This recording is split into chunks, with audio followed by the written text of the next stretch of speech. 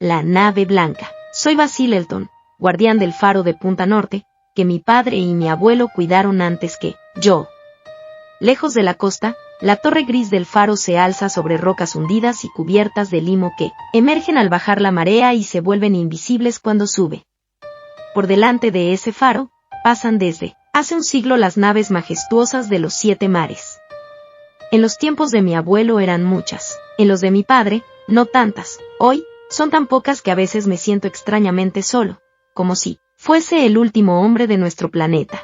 De lejanas costas venían aquellas embarcaciones de blanco velamen, de lejanas costas de Oriente, donde brillan cálidos soles y perduran dulces fragancias en extraños jardines y alegres templos. Los viejos capitanes del mar visitaban a menudo a mi abuelo y le hablaban de estas cosas, que él contaba a su vez a mi padre, y mi padre a mí, en las largas noches de otoño, cuando el viento del este aullaba misterioso. Luego, leí más cosas de estas, y de otras muchas, en libros que me regalaron los hombres cuando aún era niño y me entusiasmaba lo prodigioso. Pero más prodigioso que el saber de los viejos y de los libros es el saber secreto del océano. Azul, verde, gris, blanco o negro, tranquilo, agitado o montañoso, ese océano nunca está en silencio. Toda mi vida lo he observado y escuchado, y lo conozco bien. Al principio, solo me contaba sencillas historias de playas serenas y puertos minúsculos, pero con los años se volvió más amigo, y habló de otras cosas, de cosas más extrañas, más lejanas en el espacio y en el tiempo. A veces, al atardecer, los grises vapores del horizonte se han abierto para concederme visiones fugaces de las rutas que hay más allá. Otras, por la noche, las profundas aguas del mar se han vuelto claras y fosforescentes, y me han permitido vislumbrar las rutas que hay debajo. Y estas visiones eran tanto de las rutas que existieron o pudieron existir, como de las que existen aún, porque el océano es más antiguo que las montañas, y transporta los recuerdos y los sueños del tiempo. La nave blanca solía venir del sur, cuando había luna llena y se encontraba muy alta en el cielo. Venía del sur, y se deslizaba serena y silenciosa sobre el mar. Y ya estuvieran las aguas tranquilas, o encrespadas, ya fuese el viento contrario o favorable, se deslizaba, serena y silenciosa, con su velamen distante y su larga, extraña fila de remos, de rítmico movimiento. Una noche divisé a un hombre en la cubierta, muy ataviado y con barba, que parecía hacerme señas para que embarcase con él, rumbo a costas desconocidas. Después, lo vi muchas veces más, bajo la luna llena, haciéndome siempre las mismas señas. La luna brillaba en todo su esplendor la noche en que respondí a su llamada, y recorrí el puente, que los rayos de la luna trazaban sobre las aguas, hasta la nave blanca. El hombre que me había llamado pronunció unas palabras de bienvenida en una lengua suave que yo parecía conocer, y las horas se llenaron con las dulces canciones de los remeros mientras nos alejábamos en silencioso, rumbo al sur misterioso que aquella luna llena y tierna doraba con su esplendor. Y cuando amaneció el día, sonrosado y luminoso, contemplé el verde litoral de unas tierras lejanas, hermosas, radiantes, desconocidas para mí. Desde el mar se elevaban orgullosas terrazas de verdor, salpicadas de árboles, entre los que asomaban, aquí y allá, los centelleantes tejados y las blancas columnatas de unos templos extraños. Cuando nos acercábamos a la costa exuberante, el hombre barbado habló de esa tierra, la tierra de Sar, donde moran los sueños y pensamientos, bellos que visitan a los hombres una vez y luego son olvidados. Y cuando me volví una vez más a contemplar las terrazas, comprobé que era cierto lo que decía, pues entre las visiones que tenía ante mí había muchas cosas que yo había vislumbrado entre las brumas que se extienden más allá del horizonte y en las profundidades fosforescentes del océano. Había también formas y fantasías más espléndidas que ninguna de cuantas yo había conocido, visiones de jóvenes poetas que murieron en la indigencia, antes de que el mundo supiese lo que ellos habían visto y soñado. Pero no pusimos el pie en los prados inclinados de Sar, pues se dice que aquel que se atreva a hollarlos quizá no regrese jamás a su costa natal. Cuando la nave blanca se alejaba en silencio de Sar y de sus terrazas pobladas de templos, avistamos en el lejano horizonte las agujas de una importante ciudad, y me dijo el hombre barbado, aquella es Talarión, la ciudad de las 1000 maravillas, donde moran todos aquellos misterios que el hombre ha intentado inútilmente desentrañar. Miré otra vez, desde más cerca, y vi que era la mayor ciudad de cuantas yo había conocido o soñado. Las agujas de sus templos se perdían en el cielo, de forma que nadie alcanzaba a ver sus extremos, y mucho más allá del horizonte se extendían las murallas grises y terribles, por encima de las cuales asomaban tan solo algunos tejados misteriosos y siniestros, ornados con ricos frisos y atractivas esculturas. Sentí un deseo ferviente de entrar en esta ciudad fascinante y repelente a la vez, y supliqué al hombre barbado que me desembarcase en el muelle, junto a la enorme puerta, esculpida de acariel, pero se negó con afabilidad a satisfacer mi deseo, diciendo: muchos son los que han entrado a Talarión, la ciudad de las 1000 maravillas, pero ninguno ha regresado.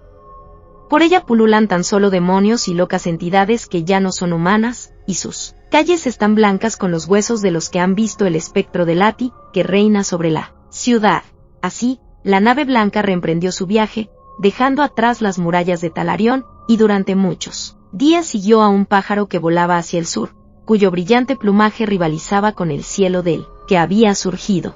Después llegamos a una costa plácida y riente, donde abundaban las flores de todos los matices, y en la que, hasta donde alcanzaba la vista, encantadoras arboledas y radiantes cenadores se caldeaban bajo un sol meridional.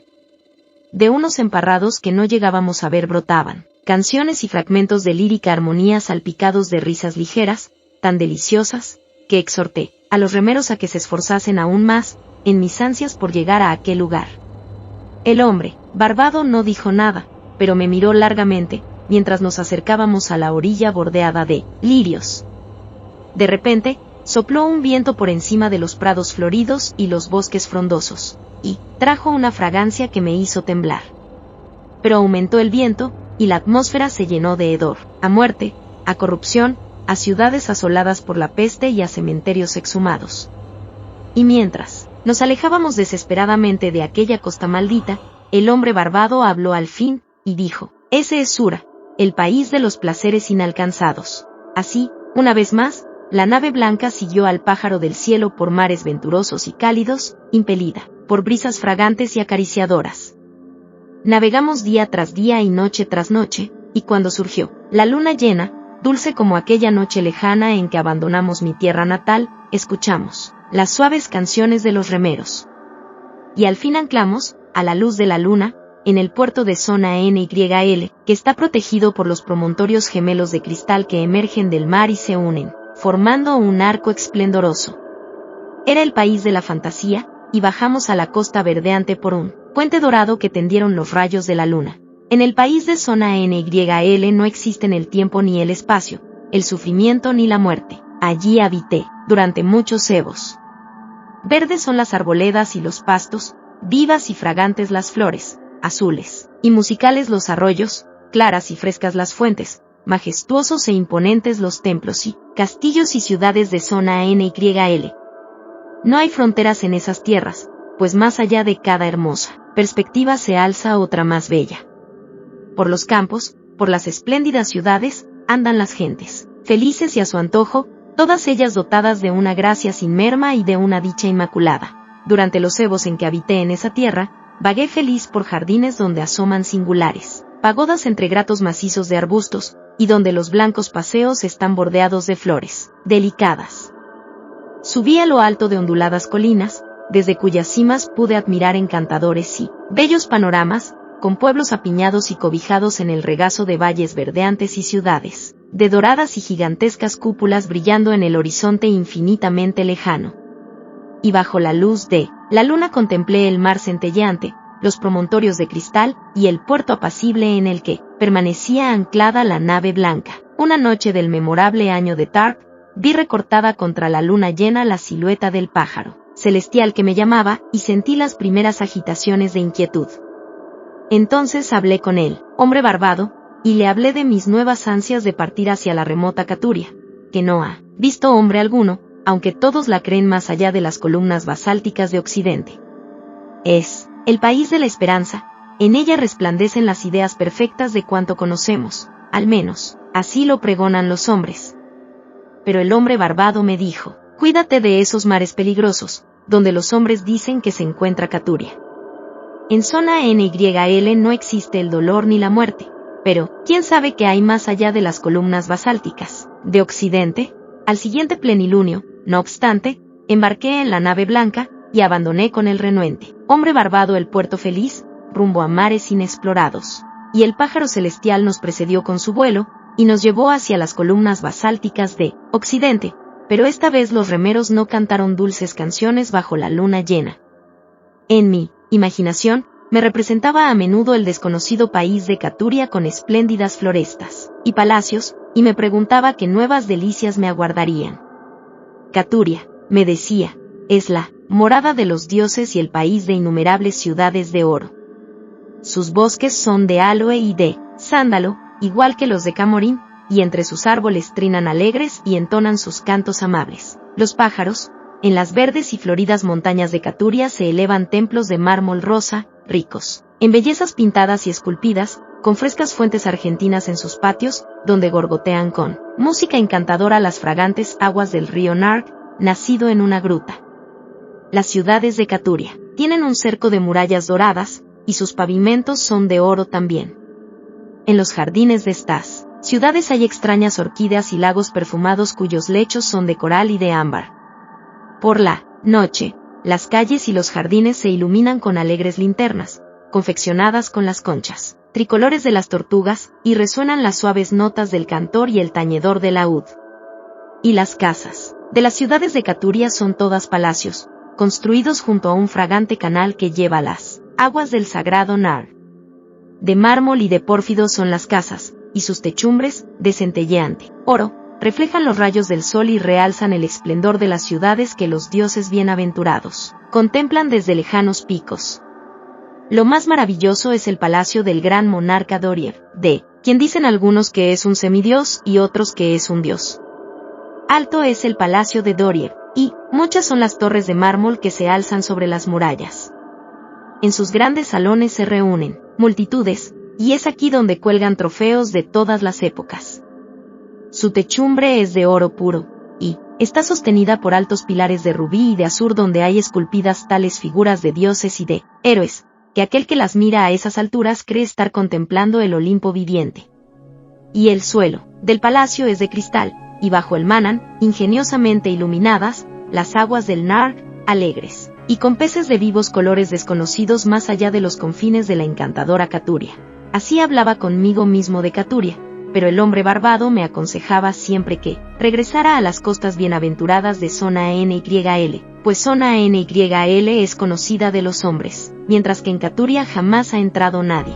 Y cuando hizo 31 días que seguíamos al pájaro, avistamos las columnas basálticas de Occidente. Una niebla las envolvía, de forma que nadie podía escrutar más allá ni ver sus cumbres, por lo cual dicen algunos que llegan a los cielos. Y el hombre barbado me suplicó nuevamente que volviese, aunque no lo escuché, porque, procedentes de las brumas más allá de las columnas de basalto, me pareció oír notas de cantones y tañedores de laúd, más dulces que las más dulces, canciones de Zona NYL, y que cantaban mis propias alabanzas, las alabanzas de aquel que venía de la luna llena y moraba en el país de la ilusión. Y la nave blanca siguió navegando hacia aquellos sones melodiosos, y se adentró en la bruma que reinaba entre las columnas basálticas de Occidente. Y cuando cesó la música y levantó la niebla, no vimos la tierra de Caturia, sino un mar impetuoso, en medio del cual nuestra impotente embarcación se dirigía hacia alguna meta desconocida. Poco después nos llegó el tronar lejano de alguna cascada, y ante nuestros ojos apareció, en el horizonte, la titánica espuma de una catarata monstruosa, en la que los océanos del mundo se precipitaban, hacia un abismo de nihilidad. Entonces, el hombre barbado me dijo con lágrimas en las mejillas: hemos despreciado el hermoso país de Zona NYL, que jamás volveremos a contemplar. Los dioses son más grandes que los hombres, y han vencido. Yo cerré los ojos ante la caída inminente, y dejé de ver al pájaro celestial que agitaba con burla sus alas azules sobrevolando el borde del torrente. El choque nos precipitó en la negrura, y oí gritos de hombres y de seres que no eran hombres. Se levantaron los vientos impetuosos del este, y el frío me traspasó, agachado sobre la losa húmeda, que se había alzado bajo mis pies. Luego oí otro estallido, abrí los ojos y vi que estaba en la plataforma de la torre del faro, de donde había partido hacía tantos ebos. Abajo, En la oscuridad, se distinguía la silueta borrosa y enorme de una nave destrozándose contra las rocas crueles, y al asomarme a la negrura descubrí que el faro se había apagado por primera vez desde que mi abuelo asumiera su cuidado. Y cuando entré en la torre, en la última guardia de la noche, vi en la pared un calendario. Aún estaba, tal como yo lo había dejado, en el momento de partir. Por la mañana, bajé de la torre y busqué los restos del naufragio entre las rocas, pero solo encontré un extraño pájaro muerto, cuyo plumaje era azul como el cielo, y un mástil destrozado, más blanco que el penacho de las olas y la nieve de los montes. Después, el mar no ha vuelto a contarme sus secretos, y aunque la luna ha iluminado los cielos muchas veces desde entonces con todo su esplendor, la nave blanca del sur no ha vuelto jamás.